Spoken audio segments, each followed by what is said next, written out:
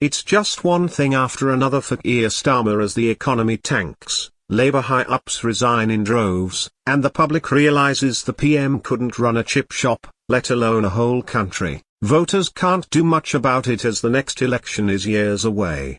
Yet Starmer faces a more immediate threat, from his own party.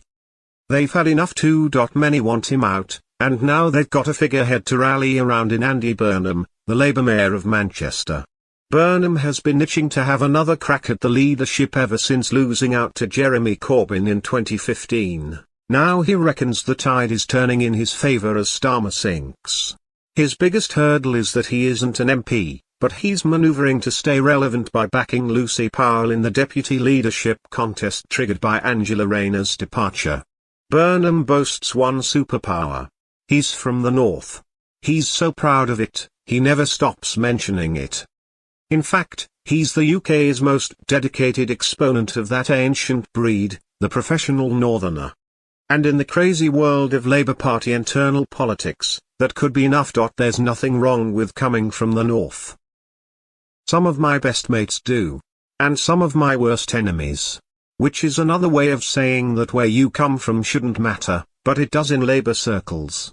It matters almost as much as race and class, those other badges of identity the left obsesses over. It's the stamp of authenticity. That's why Burnham bangs on about being a northerner at every possible opportunity, and several impossible ones too. His campaign speeches are littered with tales of his working-class Liverpudlian grandmother and his days on the terraces at Anfield, accent getting thicker by the word. He makes it sound as if living in the Wigan side of Manchester gives him deeper insight into the state of the nation than any southerner could ever muster.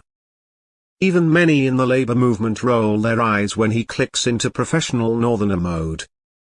This includes some who are from the north themselves, but like to talk about something else. From time to time, other candidates for the deputy leadership are playing a similar game.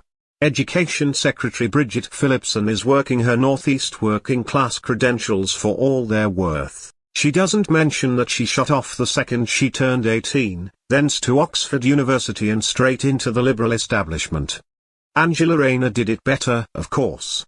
Her rise from care worker to the top of Labour's ranks was so extraordinary it deserves respect. But that's the exception. Most of Labour's high flyers are middle-class lookalikes who ham up whatever street credentials they can muster. Keir Starmer himself milked the fact that he was the son of a tool maker. But he's from the south, born in Southwark, which is no defence against Burnham's northern might. Which makes this Starmer's worst nightmare. Also, there are moments when Burnham can do human too.